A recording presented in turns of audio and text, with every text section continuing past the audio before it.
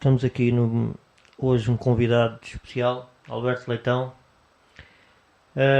Alberto, vamos começar por perguntar, ou aliás, eu vou-te perguntar, fala-me um bocadinho, quem é o Alberto Leitão? De onde é que nasceste? Como é que foi a tua infância? Essas coisas básicas, como começou? Queres saber muita coisa. Bom, para já boa tarde, boa noite em alguns sítios do mundo, bom dia para outros sítios do mundo. E pronto, é sempre difícil falar de nós, não é? Eu chamo Alberto Leitão, nasci no ano de...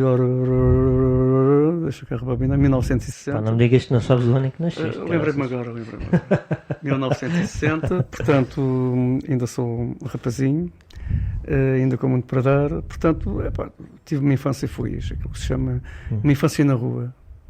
Uma infância em que todos nós brincávamos Pois, na altura brincávamos todos na rua, não é como hoje. Hoje é tudo por computadores, por telemóveis. Hoje passam os dias inteiros com aparelhinhos, com telemóveis, com computadores. Naquela altura não era assim. Naquela altura brincava-se na rua e brincava-se até as nossas mães gritarem para vir comer. E muitas vezes nós ainda ficávamos mais um pouco e às vezes levávamos assim um tabefezinho, né?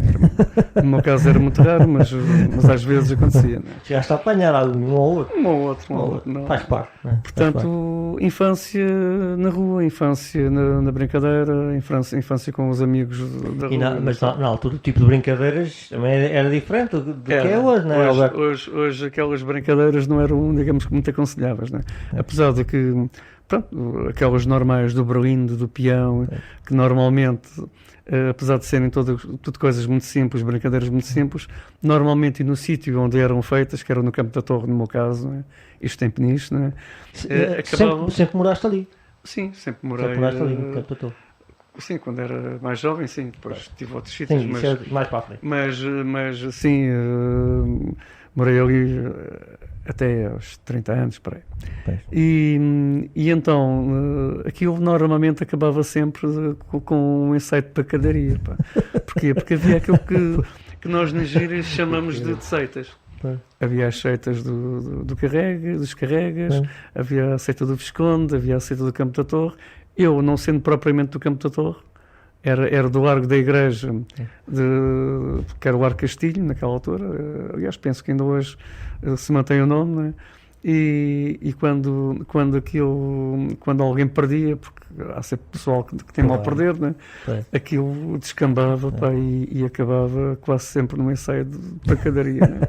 Com pedradas. Aliás, quem não tivesse... Houve uma altura... Ainda alguém te partiu a cabeça. Claro.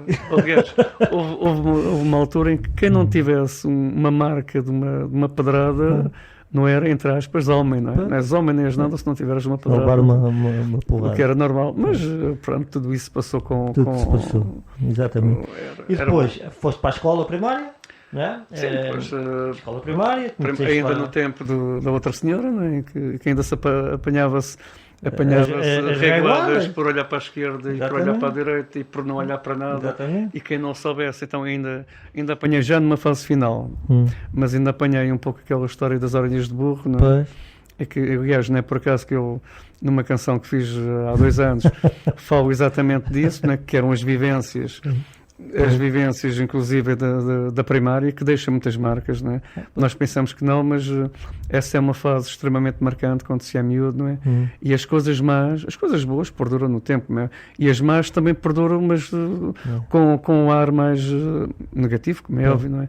E eu lembro-me então de ver colegas, aqueles que não sabiam mesmo, eram postos num canto, voltados para o canto da sala de aulas, não é? Com umas orelhas de burro e normalmente gozados por todos, não é? Muitos deles sem saberem que um dia também poderia ser a vez deles, não é? Então diz-me uma coisa, Alberto, e a guitarra apareceu quando? O gosto para a música? Tinhas mais ou menos que idade? Como é que começou? Pronto, quer dizer, o gosto penso que era um pouco inerente à minha família, até porque eu tinha vários indivíduos da família que tocavam alguns instrumentos. Tinha um tio que tocava percussões, tinha um primo que tocava vários instrumentos, o Marcelino Batista, uma pessoa muito conhecida em Peniche porque fez parte de um grupo muito conhecido que era os Canários e outros grupos, né? E havia ainda mais uns familiares, mais uns primos que também se desenrascavam em alguns instrumentos. Né?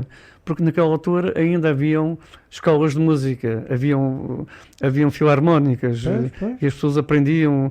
Hoje há uma escola de música em Peniche, penso que uma assim que é no Stella Maris, já em cima do Polivalente.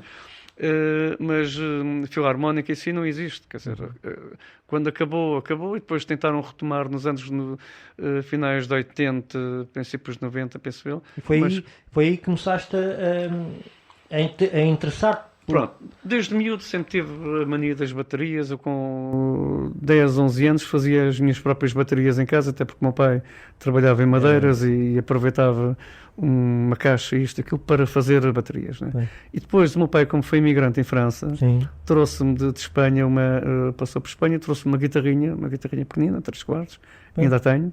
Não está funcional, mas ainda tenho. E foi com essa guitarrinha que eu comecei a dar os primeiros passos, isto com... E aprendeste sozinha ou alguém te ensinou? Não, quer dizer, houve um amigo meu, que o Tosé Cação, que já falecido, infelizmente, que faleceu bastante novo. Ele começou-me a dar os primeiros toques, os primeiros passos foi com ele. Começou ali. E depois, claro, na altura não havia internet, não havia não sei o quê, era um pouco à unha, como se costuma dizer, né? Depois era um pouco com os amigos, né? Um já sabia mais qualquer coisa, a gente olhava, aprendia, não sei o quê. Porque hoje é super fácil, aliás, o miúdo nem precisa, entre aspas, de ir para nenhuma escola, porque consegue, com a net, se tiver jeito, consegue aprender tecnicamente como é que se através da internet é tudo muito mais. Naquela altura era o amigo do amigo, aprendia-se, todos nós aprendíamos uns com os outros, não é? E depois foi por aí adiante, não é? Até aos meus, penso que com 15 anos, ora 75 exatamente, já fazia umas coisinhas, quer dizer, senti que tinha ali algum jeito para fazer umas músicas, com 15 anos? Sim, para aí, já com uns 15. Já começaste, mas a fazer as tuas próprias músicas? Já a fazer, até porque nessa altura vivia-se o período revolucionário em Portugal, não é? O 25 de Abril foi 74, né? E em 75 havia um grupo em Peniche que se chamava GDAC, que era um grupo de ação cultural.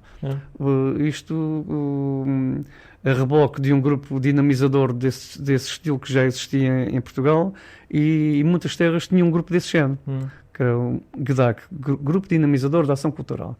E isto normalmente muito ligado ao Partido Comunista, até porque nós tínhamos lá alguns elementos que eram desse setor, não é? Principalmente malta de esquerda. Não é? E então lembro-me de ter feito, por exemplo, de uma fuga dos Speeds, não é? A famosa fuga dos Speeds em 75, que eu já fiz uma canção desse género. E foi a primeira canção que fizeste? Não. Qual foi a tua primeira música que fizeste? Pronto, eu penso que foi uma desse género, não tinha grande relevo, penso eu que até foi, se não foi essa dos Speeds, foi uma coisa parecida. E depois, na mesma altura, fiz um tema dedicado a uma velha figura, uma figura mítica de Peniche, que se chamava Bizarro. O Bizarro era uma figura interessante, primeiro porque falava uma série de línguas, falava francês, falava inglês, penso que também alemão na altura. Era uma pessoa muito desenrascada nas línguas. E era um alcoólico, eu era uma pessoa alcoólica. E então eu vivia numa cabana, numa zona de Peniche que se chama Papoa, não é? Uma cabana aí nessa zona. E eu lembro-me de ter feito uma música, isto para aí se calhar em 76, 7, por aí. Lembro-me de ter feito uma música sobre aquela personagem, claro, não falava em nomes, como é óbvio, não, mas a personagem era aquela, não é? E depois foi para aí adiante, não é? Quer dizer, depois E daí, pronto, surgiu a primeira música. Sim. Depois houve uma continuação, qual foi, não sei se tiveste uma banda, logo aí... Bandas já tive muitas, né? Eu sempre fui um homem de projetos, sempre sempre acreditei que determinados estilos dariam um projeto, e depois um projeto sozinho, um projeto com X pessoas, um projeto... ainda hoje continuo a ter projetos, não é? Ou é de fado, ou é de rock, porque já vi que consigo movimentar-me dentro de qualquer uma dessas áreas. É tipo discos pedidos, não é? E bandas, tipo, tive muitas bandas. Mas lembras-te da primeira que tiveste? A primeira banda, sim. Como é que se chamava? A primeira banda era o Borda d'Água. Borda d'Água. Borda d'Água era um... Isto em 1984, 84. assim, banda mesmo já a sair, banda de música popular portuguesa, com o Luís Santos Costa, com o Tosé Cação, com o Manuel Chagas, o Costadinho Redondo, depois teve vários, o irmão do Manuel Chagas, o Luís Chagas também, e depois teve várias nuances, com este, sem aquele, pronto. Isso durou mais ou menos quantos anos? Lembra? Durou 2 anos. Era mais ou menos 2 anos. Era um grupo que tocava regularmente na Ornhã, num bar que se chamava Ferrador da Vila, do Luís Reis, que está na América neste momento. Né? E lembro-me que aquilo eram casas fenomenais, casas cheias, sempre casas cheias. Tocávamos à unha, sem amplificação. Sem amplificação. Lembro-me que o Luís, que era o cantor do grupo, aquilo, pronto, os temas muito gritados, só podia ser assim, porque as casas estavam tão cheias. Lembro-me de ele servir, na maior parte das vezes, montes de copos na rua, porque aquilo estava sempre a abarrotar. Não havia espaço? Eu lembro-me da primeira vez que levei uma aparelhagem, que foi o caos. Porque ninguém estava habituado a tocar com aparelhagem, então aquilo era feedbacks por todo lado, até porque não havia nenhum controlador de som, não havia nenhum técnico, não é? E eu lembro perfeitamente dessa noite. E de coisas engraçadas, tipo... Então, e depois disso aí, houve outras bandas, certamente, sim, depois a partir daí, depois tive uma banda, se é que se pode chamar uma banda, que eu era mais um projeto, com o Rio Alexandre Ramos, não é? que era com a banda Candonga. A tocar com ele? Não, nós tivemos um projeto que era... O Candonga era um nome que ele já tinha, não é? Com o Tosé e o Filomeno, o Filó, e depois esse nome permaneceu sempre, não é? Aliás, acho que ainda hoje ele usa muito esse nome, não é? Em algumas produções que faz. E então na altura juntámos umas músicas minhas e umas músicas dele, e fomos, penso eu, que a primeira banda de Peniche, né? Aliás, não é só banda, penso que as primeiras pessoas de Peniche a irem à televisão, não é? Ainda muito antes do Beto aparecer e... Exatamente. Isto anos 80, quer dizer, ir com música tradicional portuguesa também? Não, aí já com música diferente, música pop. Era já um projeto de música pop com umas músicas minhas, outras do Rui. Originais? Tudo originais. E fomos, sei que fomos 2 vezes no mês a seguir ao outro, a um programa que se chamava Estúdio 3, ou Estúdio 4, Estúdio 3 ou Estúdio 4, agora também já não me lembro, que era do Luís Pereira de Sousa. Eu acho que era o Estúdio 3. Estúdio 3. E então, com o segundo Galarza, aquele era muito giro, por acaso muito giro. E então apresentámos já uns temas e tal, e eles gostaram de nós, e depois convidaram-nos logo no mês a seguir para fazer isto tudo com músicas gravadas num aparelho de 4 pistas, não é? Que era o que se usava naquela altura, em que se fazia, quando havia necessidade de fazer mais uma sonoridade, uma coisa do género, tínhamos que passar de 4 para 2 e fazer uma coisa que se chama ping-pong, não é? E sempre a dobrar, não é? E coisas com som sem nenhuma... Aliás, ouvindo hoje o som que temos, não é? Aquilo era uma brincadeira de crianças, um som péssimo, que eu nem sei como é que aqueles indivíduos da televisão nos aceitavam com aquele som, mas pronto, era o que havia. Era o que havia. Depois dessa banda, tiveste... depois tive vários grupos de bar, tive os Candonga Rock, tive os Marda Rock, fiz parte, pronto, desses grupos. Né? E o primeiro, aliás, o primeiro álbum, o primeiro disco que fizeste com temas teus originais? Não, eu fiz sempre muitos temas gravados mesmo já em estúdio, que lançava, não eram discos, eram 2, 3 temas, em que fazia uma espécie de maquetes, não eram propriamente, alguns já muito bem gravados, outros não. Cheguei a fazer alguns no estúdio da Benedita, do Tony Fernandes, cheguei a fazer alguns no estúdio de Jorge de Fátima, o Jorge em Fátima, isto já há 20 e muitos anos, não é? E depois depois nos últimos anos fiz um disco com o Miguel, não sei se conheces, o Miguel... Assim, de não repente, estás a ver que é o Miguel Miguel Araújo. Não é o Araújo, não é o Araújo. Portanto, nos estudos do Miguel, no PXBit, né? Como é que é? Não é PXBit. PXBit. Está pior que o Luís, caralho. PXBit. Está ali, olha, está ali. O PX Studio. Fizemos, portanto, um trabalho que resultou bem, portanto, o chamado Momentos, não é? Pronto, isto já antes, na altura da pandemia, mais ou menos, 2021, 2022, não é? Posteriormente já fiz um outro trabalho, não é? Que se chama A Menina dos Meus Olhos, um trabalho inteiramente dedicado a Peniche. E agora estou com outros projetos. Então o que é que vem aí agora, Alberto? Diz-me. O que provavelmente vem aí, mas eu ainda não posso divulgar. Ainda não podes dizer. Mas posso dizer que tem a ver com fado. Pronto, ok. Já é qualquer coisa. Posso dizer que tem a ver com fado. Não é propriamente fado tradicional. Mas tudo originais? Sempre originais? Sim, tudo originais. Tudo originais. Okay. Tá bem. Porque eu em tempos fiz um trabalho para a Câmara de Peniche, em tempos idos já em 1991, para 3 artistas de Peniche, o Antero Fernandes, a Diolinda de Almeida e o como é que se chama, o Filipe Marçagão, e eles penso que nunca se aproveitaram dos temas originais que foram feitos, okay. Até porque eles normalmente cantavam em casas de fados, e quando chega a uma casa de fado os guitarristas estão feitos para tocar estilos e não propriamente fados próprios, não é? E então aqueles temas nunca foram tocados, e eu estou a fazer um aproveitamento, modificando algumas coisas, como é óbvio, não é? Até para ter uma sonoridade mais atual.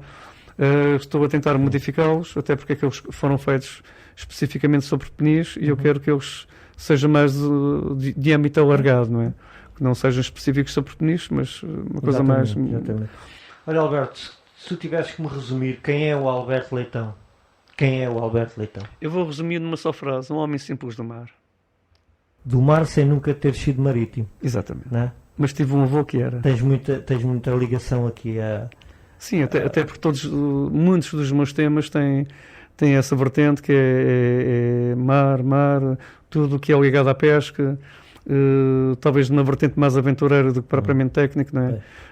Se bem, aquele último trabalho que fiz tem a ver também com esquemas técnicos e o que é o pescador, o que é o sofrimento, o que é as mulheres estarem à espera, o que é a pesca, nomeadamente sítios de pesca, que são sítios específicos, claro, não é? Claro. E quando digo sou homem do mar tem a ver com esse, mais no sentido...